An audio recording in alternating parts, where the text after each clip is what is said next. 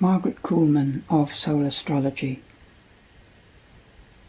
I generally find that how I feel at the new moons is very much what's going on in the astrology of things.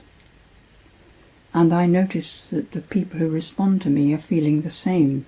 We are all affected by the state of the energy which bathes the earth, which tells us just straight away that it's more than just the earth that we need to care for. It is in a way the wholeness of things, the rightness of all of it. And that's just on the physical and energetic level, affecting our emotions and our thoughts. So what I'm feeling, looking at this new moon chart, is all the thoughts that I've been having about it over these last days and months, and probably years.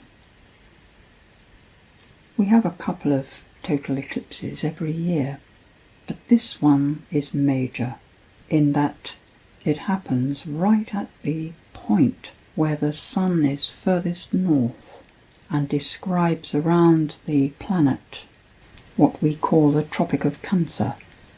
The furthest north it reaches to be exactly overhead at that point, the solstice point. In Western astrology we call that point 0 degrees Cancer. And Cancer as a sign represents the womb of life, the waters of the womb. The beginning of Cancer, as any planet moves into it, or if you have a planet that's right at the beginning there yourself, tends to feel a bit like being dropped in the swimming pool at the deep end, without any prior knowledge as to how to survive underwater, the water being the emotions. We bob up and down on the waves of the sea. We stand by the shore and feel the tide coming up the beach, and then ebbing away, taking with it everything we might have drawn in the sand. The ebb and flow of emotions, of moods. This point is right at the beginning. A new moon is always describing for us the next month, but in this case perhaps it's describing the entire year.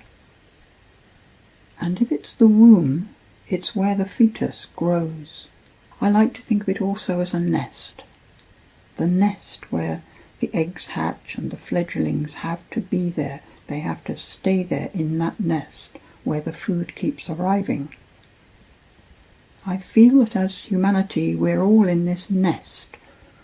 We don't know what's going to happen next.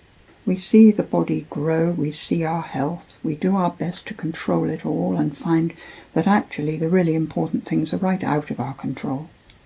We jump up and down flapping our wings that aren't strong enough to let us fly. We're not ready. And yet we've just had a glimpse of how things could be. Saturn went into Aquarius for just this short time, but it's got to go back into Capricorn on the 1st of July, and it'll stay there until the 17th of December. We still have to go through some stuff, some very practical, organisational stuff, looking at the details and the way we do things, checking out the old habit patterns, the things that worked in the past and really are crumbling around us now. Capricorn is about taking responsibility, not for other people, taking responsibility for ourselves and how we are in the world, in the sense that we are all touched up against each other. How someone else is affecting me. How I am affects everyone else. So being responsible for myself, I am responsible for what surrounds me, for my experience. It doesn't give me the right to interfere with somebody else's experience. And we still have to learn a lot about this.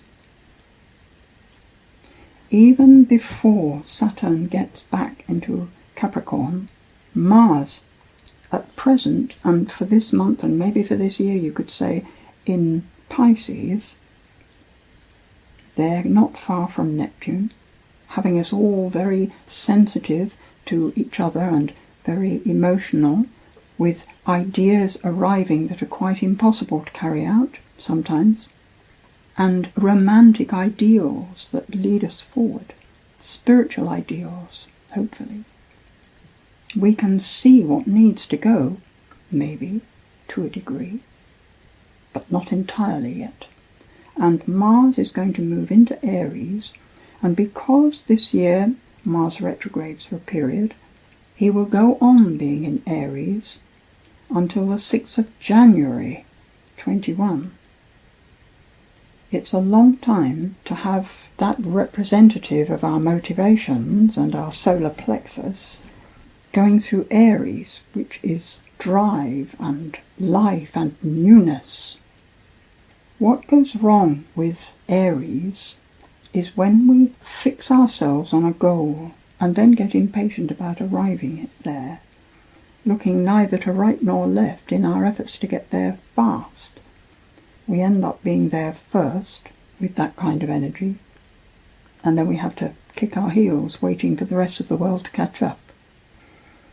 Or discover that it wasn't the right goal anyway, not relevant in the fullness of time.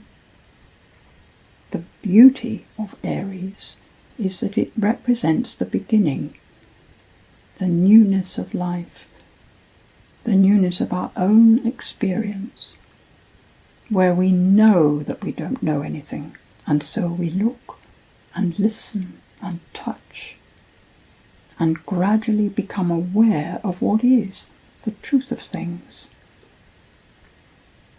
My feeling is that we can use this time, these months, while Saturn is bringing us back into looking at what needs to be done, that we can really be awake to what's going on, allowing the truth to rise into our minds and stay there, not being distracted by all the multiplicity of needs and desires that crop up all the time. Humanity as a whole has to come to grips with what's really happening on Earth. The extinction of so many species increasing, the loss of forests, the growth of the population way beyond what can be managed if we continue to increase at this rate. These are truths. They're not supposed to bring us to a state of despair.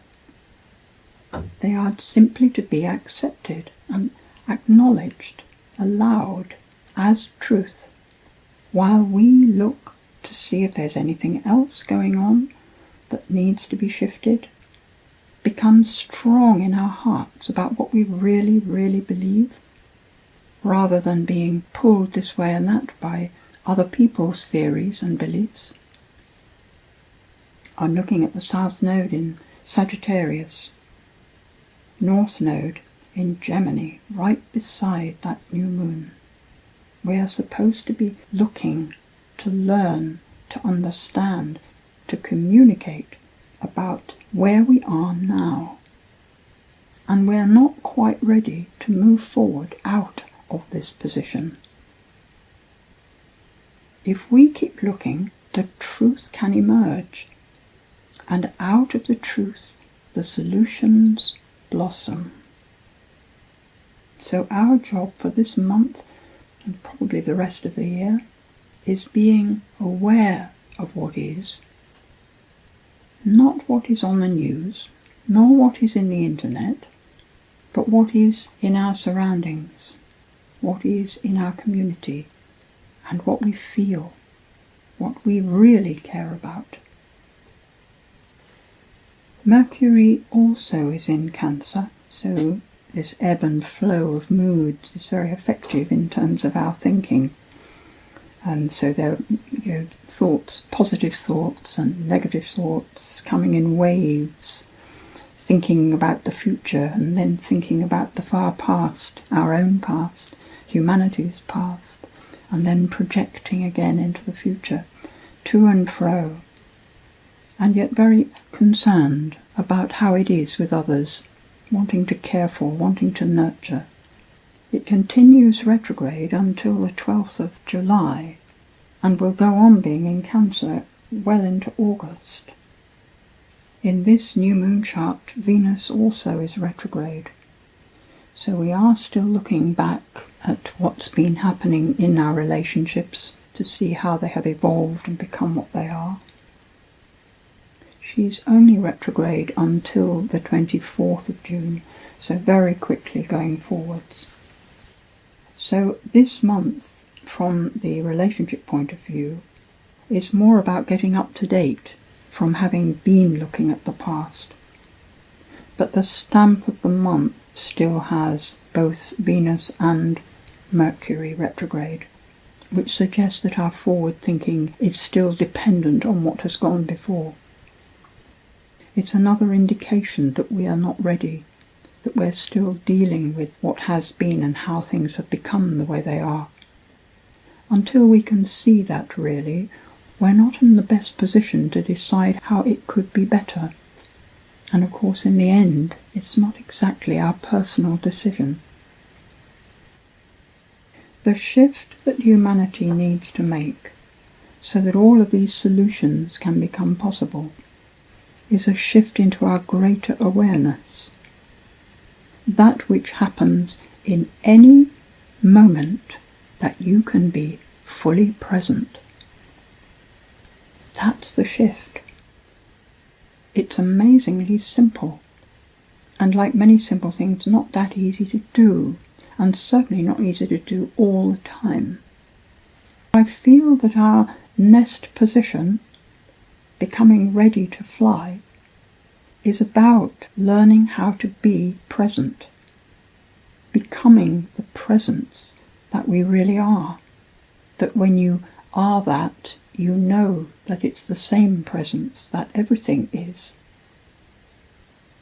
So this is a time for practicing.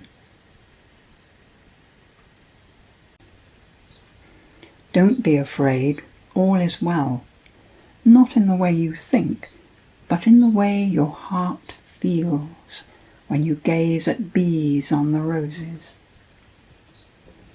The material world seems so solid and true to you, and you fear its loss. But look at your hands. How intricate their structure. How much you have learned to do with them without instruction or prior knowledge. You can make this necessary shift, and the process will delight you. All it takes is a moment of your time to stop and breathe gently, to listen and allow the silence that is within and behind all sound to take your mind into that broader sense. You are in the nest, and your wings are growing inexorably. You will be ready when the time comes to fly, and all that is will be there, as it always is, to greet your newly found awareness. This is the time to practice.